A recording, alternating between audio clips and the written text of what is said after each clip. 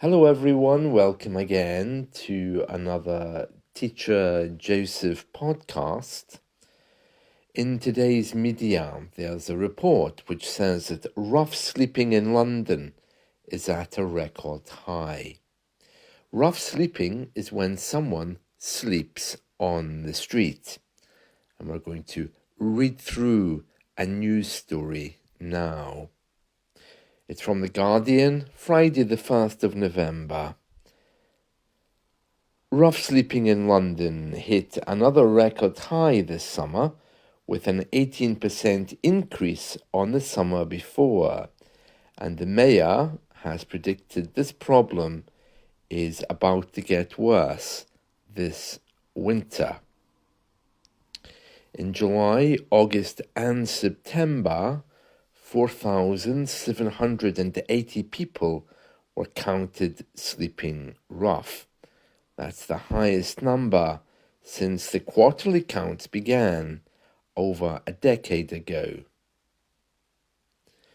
It says here, the chief executive of an organisation which helps rough sleepers in London, which is called St Mungo's, is seeing many more people with mental health problems. The number of new rough sleepers was up 12%. It says here more than 2,300 people, and this is only in London. 681 people are now considered to be living constantly on the streets, which is 42% more than in 2023. Homelessness charities called the figures shameful and urged the government to act to put an end to rough sleeping. Yeah, I mean, as usual with this, everyone looks to the government and says, well, you need to do something. People are sleeping on the streets. And is it really the government's responsibility? I mean, for me reading this, it's really not surprising. London is one of these places where you need money, and without money, you have nothing. Our social structures means that you don't have a family. Many people go to London to escape their families, and you have nowhere to go. And I would estimate, and this is just in my opinion, okay, I don't have any figures to back this up, but I would estimate that many people who are in London are only one salary away from homelessness. London is a very expensive place to be, and I would say that all it takes is losing your job or your salary not being paid on time, and you could easily find yourself with nothing, nowhere to go. And sadly, nobody wants to know.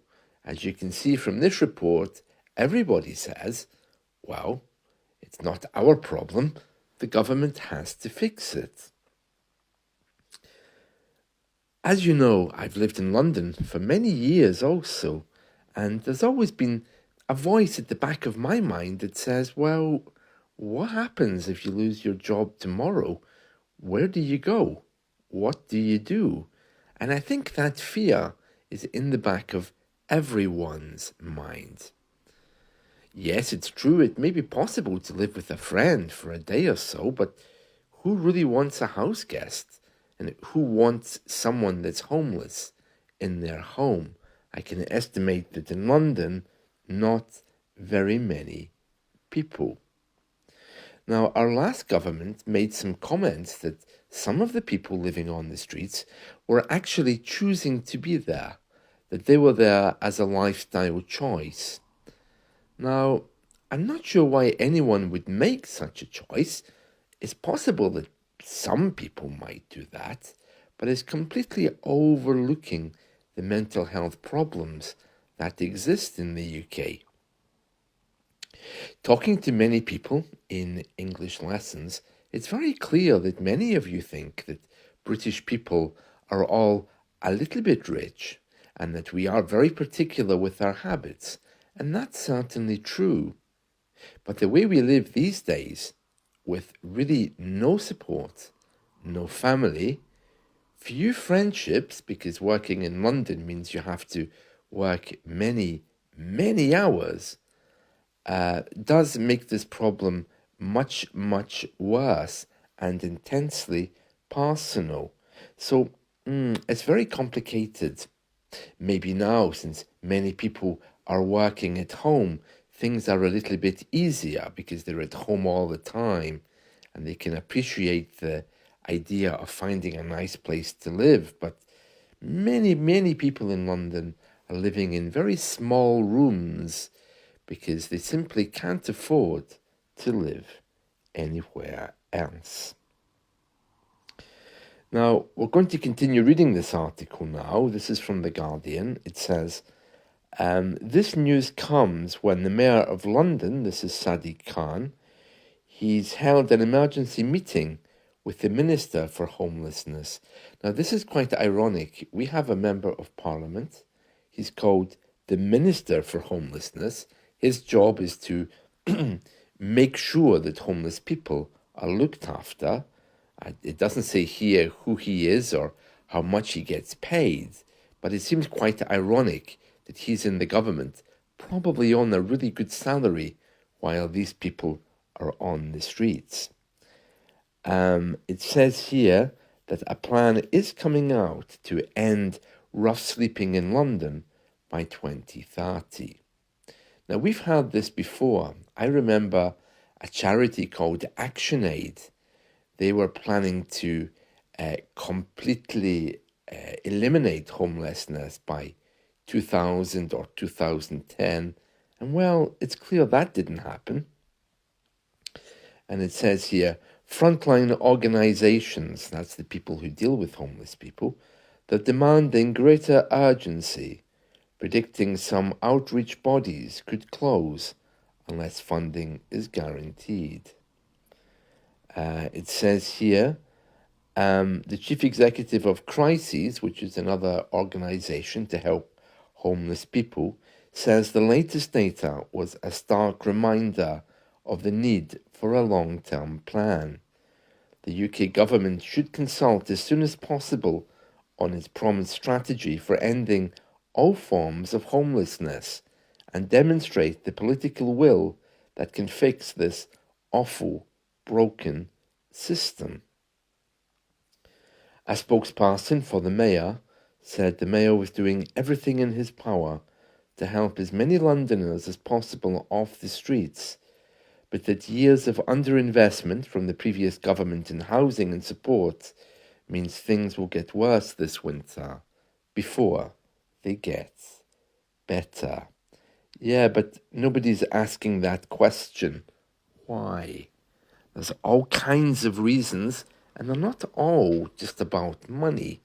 There's also reasons there about ways of life, social problems such as drugs and alcohol, and many other factors. So it's not just about losing your home one day.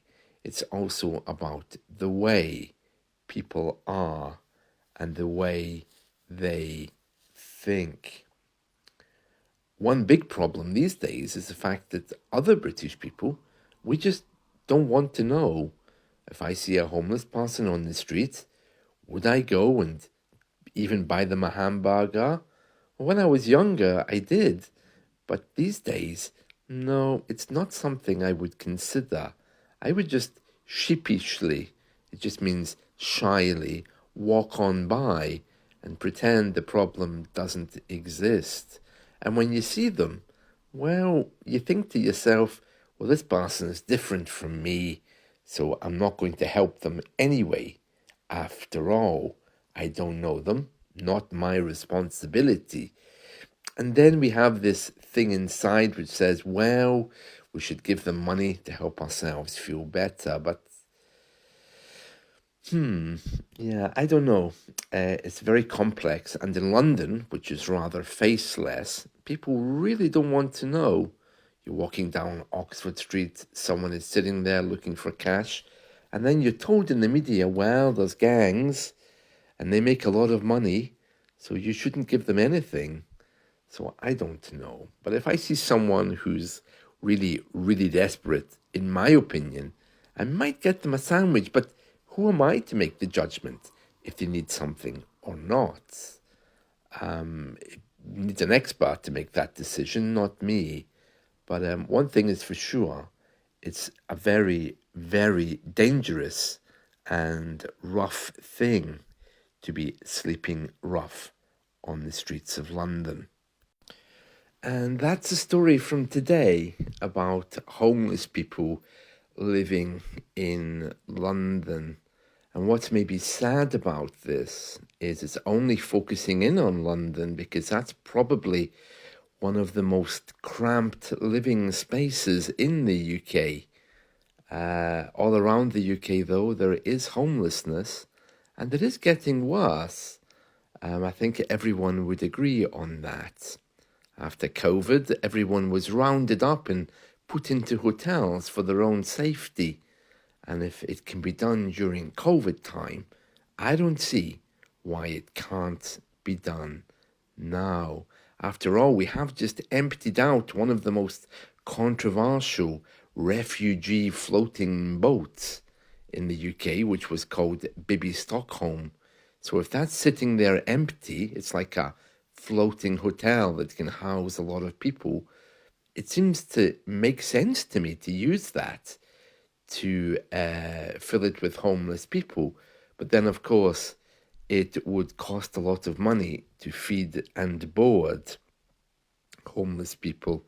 And do we really want a whole place full of homeless people coming and going?